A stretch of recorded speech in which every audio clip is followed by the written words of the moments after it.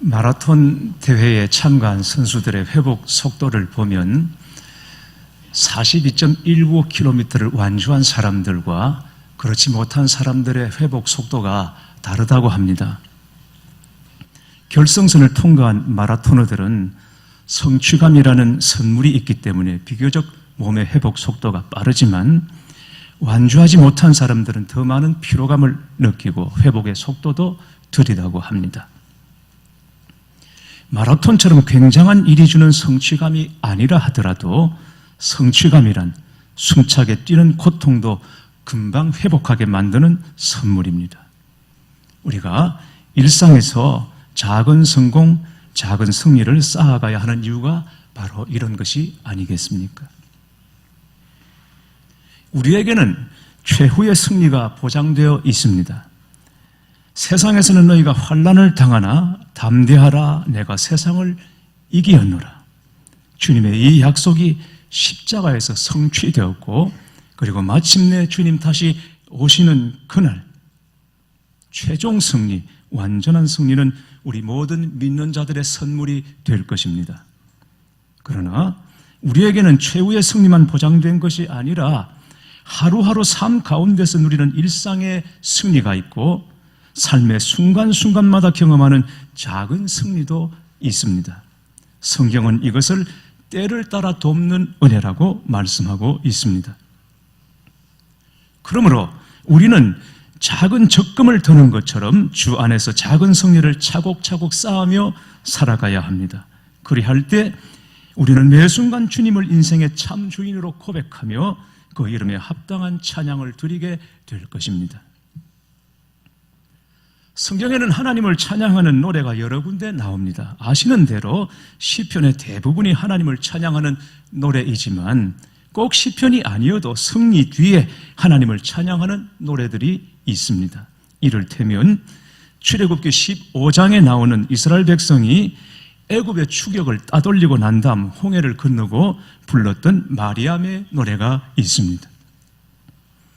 여호와를 송축하라, 그는 높고 영화로우시며 말과 그 탄자를 바다에 던지셨음이로다. 또 사사기 15장에는 삼손이 나귀 턱뼈 하나로 블레셋 사람 1000명을 죽인 다음에 이렇게 노래합니다.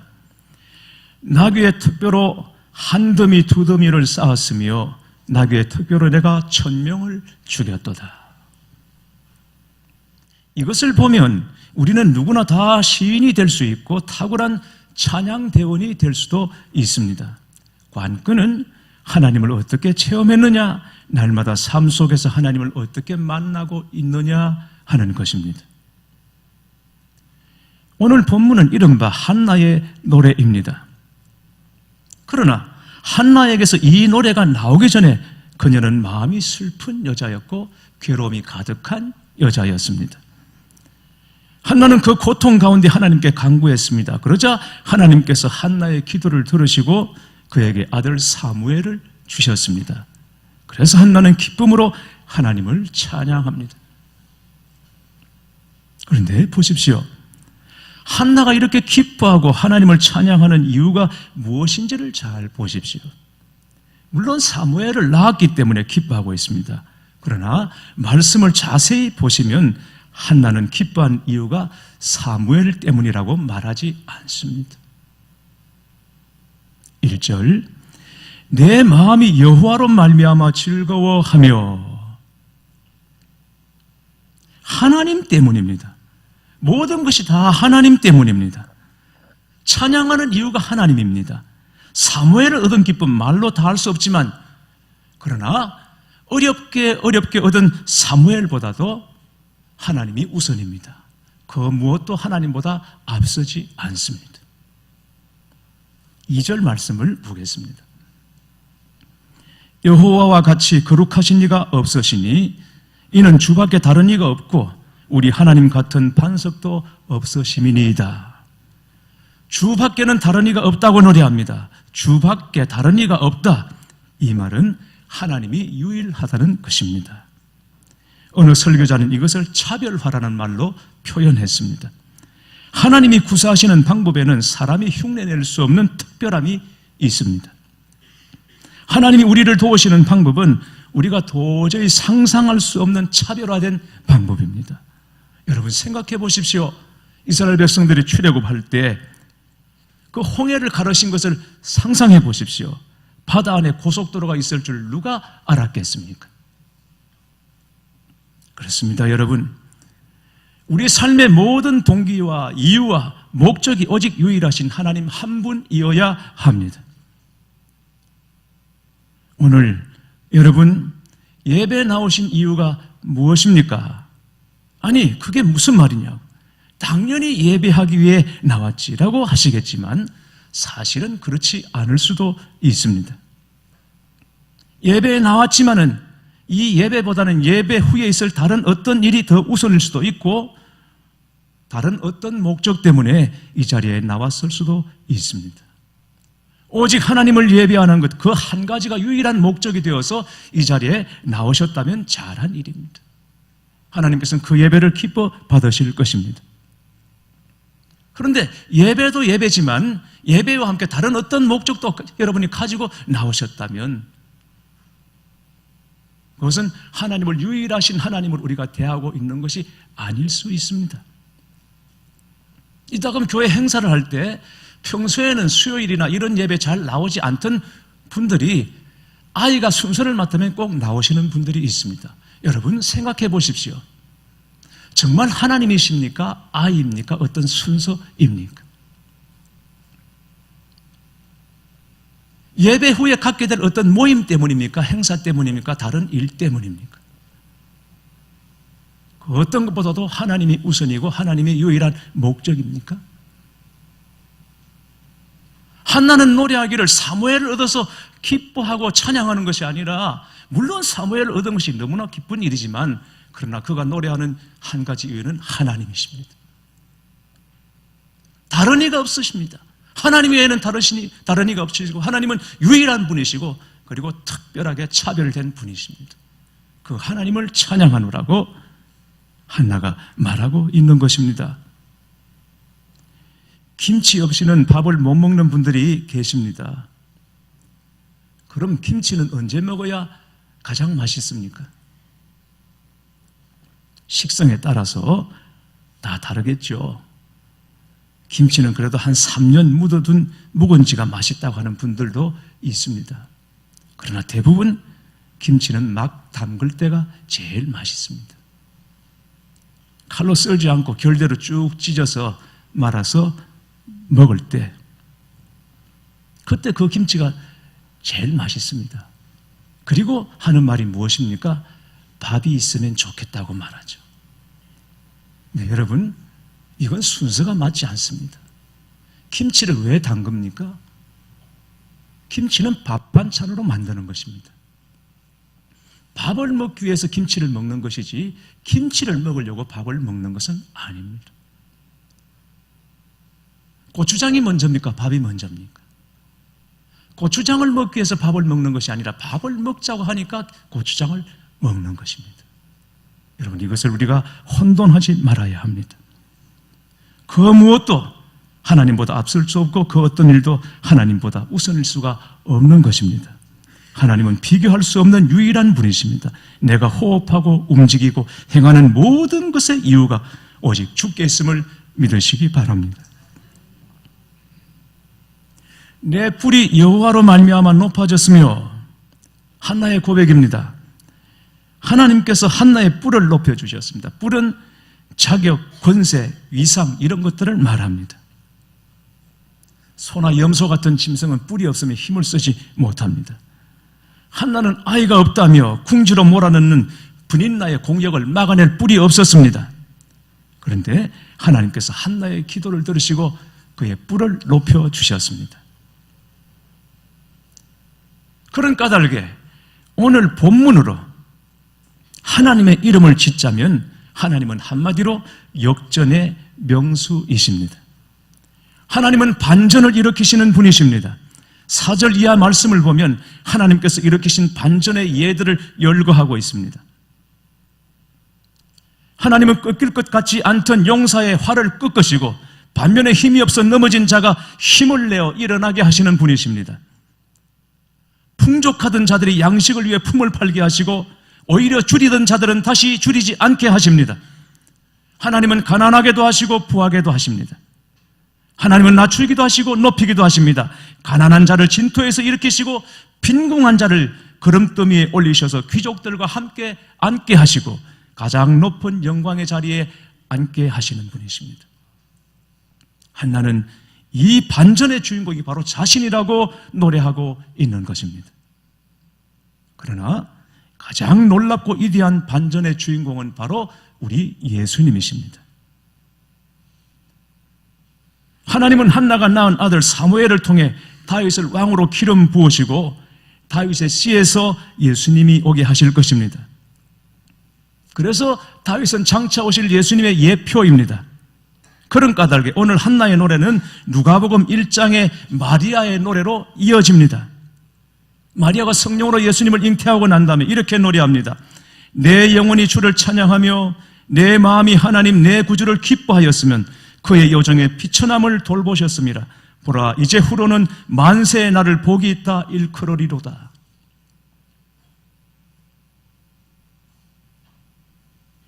하나님께서 독생자 예수 그리스도를 이 땅 가운데 내보내 주셨습니다. 그런데 백성이 영접하지 않았습니다. 뿐만 아니라 다 예수님을 대적했습니다.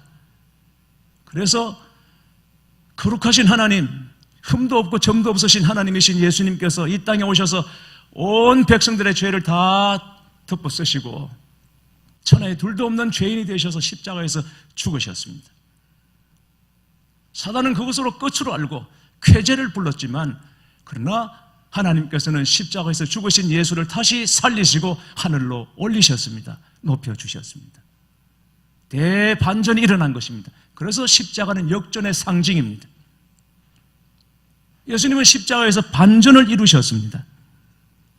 그러므로 그 예수님을 믿는 사람이라면 그 예수님 안에 있는 사람이라는 모든 믿는 자들이 다 반전의 기막힌 주인공이 된다는 사실을 믿고 인정하시기를 바랍니다.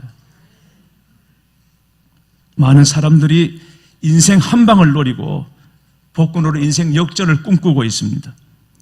그러나 통계에 따르면 복권에 당첨된 사람 90%가 복권 당첨 이전보다 훨씬 더 불행한 삶을 살고 있다고 합니다. 단지 10% 정도가 좀 낫거나 이전과 그저 비슷한 삶을 산다는 것입니다. 인생 역전의 유일한 방법은 오직 예수 그리스도이심을 믿으시기 바랍니다. 한나는 가장 비천한 자였지만 하나님이 가장 높은 자리에 앉게 하셨습니다. 우리가 죄 아래에서 가장 비천하고 처참한 자였습니다. 죄악에 물들어서 영원한 저주밖에 받을 것이 없는 완전 소망이 없는 자들이었습니다. 그러나 하나님은 예수님을 보내주시고 죄를 사하시고 뿐만 아니라 예수님과 함께 우리를 살리시고 함께 일으키시고 함께 하늘로 올리시고 그리고 성령과 함께 우리를 이 땅에 보내주신 것입니다. 하늘의 영광에 참여하게 하신 것입니다. 이 사실을 에베소서 5장 2장 5절에서 7절은 이렇게 말씀하고 있습니다. 허물로 죽은 우리를 그리스도와 함께 살리셨고 또 함께 일으키사 그리스도 예수 안에서 함께 하늘에 앉히시니 이는 그리스도 예수 안에서 우리에게 자비하심으로써 그 은혜의 지극히 풍성함을 오는 여러 세대에 나타내려 하심이라. 여러분, 주님께서 십자가에 못 박히실 때 우리도 함께 우리 죄에 대하여 못 박히었습니다. 주님이 죄를 이기시고 부활하실 때 우리도 죄를 이긴 자로 부활했습니다. 그런데 주님께서는 그 예수님을 하늘로 올리셨을 때 주님만 올리신 것이 아니라 우리 믿는 자들도 함께 올리시고 하늘에 앉히셨다고 말하고 있는 것입니다. 죄로 말미암아 죽는 것밖에는 길이 없었고 완전 소망이 없었던 우리를 이렇게 높은 자리로 회복시켜 주신 분이 하나님이십니다. 예수 그리스도 안에서 이보다 더한 반전은 없는 것입니다. 우리를 죄에서 구원해 주신 것도 너무 감사한데 가장 높은 주님과 함께 하는 영광을 누리게 하신 것입니다. 여러분, 이보다 더 큰 반전이 어디에 있겠습니까? 이러한 인생 역전이 또 어디에 있겠습니까? 며칠 전에 병원에 입원해 있는 성도 한 분을 신방했습니다. 입원한 사실도 알리지 말라. 그리고 신방도 한사코 사양했지만 상황이 그렇게 좋은 편이 아니라서 미루면 안 될 것 같다 연락 없이 그냥 찾아가서 배웠습니다. 그랬더니 기다리고 계셨던 것처럼 반갑게 맞아주셨습니다. 한참을 앉아서 대화를 했습니다. 통증이 심해서 진통제의 강도를 높이고 있는 중이었음에도 불구하고 계속 입에서는 감사, 기쁨 이 두 단어가 떠나지를 않았습니다. 하나하나 생각해 보면 감사하지 않은 것이 없다고 했습니다. 병원에 입원해 있는 것조차도 감사하다고 했습니다. 생명을 주신 분이 하나님이시고 취하시는 분도 하나님이시고 오늘 이 순간을 살게 하시는 분도 하나님이시니 감사하고 기뻐하노라고 말씀했습니다. 옆에서 다른 환우들이 고통으로 신음하고 있는 것과는 너무나 대조적이었습니다. 제가 말씀드렸습니다. 사람은 누구나 다 주님을 의지하며 살아야 한다. 건강한 사람도 주님을 의지해야 하고 몸이 연약한 분들도 의지해야 하고 나이가 많은 사람들도 하나님을 의지해야 하지만 이제 막 피어나는 청년들도 하나님을 의지해야 하고 누구도 하나님을 의지하지 않고 살아갈 사람은 없다라고 말씀드렸습니다. 그리고는 기도해드리고 일어서려고 하는데 감사헌금을 드리고 싶다며 지갑에서 돈을 꺼내셨습니다. 봉투를 준비하지 못했으니 목사님이 가서 대신 헌금해달라고. 그래, 제목을 뭐라고 적을까요? 라고 물었더니 2번 감사라고 봉헌해달라고 부탁을 했습니다. 비록 머리에는 수건을 두르고 있었지만 일어서 나오면서 다시 돌아본 그분의 얼굴에는 마치 부흥회를 다녀온 것처럼 은혜로 가득 차 있었습니다. 여러분, 몸이 아파 입원하는 것이 어째서 감사의 이유가 됩니까? 그게 어째 기쁨이 되겠습니까? 건강한 몸으로 가야 할 곳 가고 하고 싶은 일을 하며 살아도 불평, 불만, 원만이 가득한데 어떻게 움직이지 못하고 병원에 누워있는 것이 감사가 되겠습니까? 도무지 감사할 거리를 찾을래야 찾을 수가 없고 기뻐할래야 기뻐할 이유를 찾을 수 없는데도 불구하고 감사하고 기뻐하고 있다면 이것이야말로 놀라운 인생의 반전이 아니겠습니까, 여러분? 이런 반전이 어디서 나왔습니까? 어디서 이런 기이한 일을 찾아볼 수 있겠습니까? 그런데 성경은 예수님 안에서 이런 일이 얼마든지 가능하다고 말씀하고 있습니다. 고린도후서 6장 9절에서 10절 말씀을 들어보십시오. 무명한 자 같으나 유명한 자요, 죽은 자 같으나 보라 우리가 살아있고 징계를 받은 자 같으나 죽임을 당하지 아니하고 근심하는 자 같으나 항상 기뻐하고 가난한 자 같으나 많은 사람을 부요하게 하고 아무것도 없는 자 같으나 모든 것을 가진 자로다. 주 안에 있는 자들이 누리는 은혜입니다. 뭘 가져서 얻어서 채워서가 아니라 주님 때문입니다. 주님을 얻었고 주님을 가졌고 주님으로 채웠기 때문에 이런 고백이 나오는 것입니다.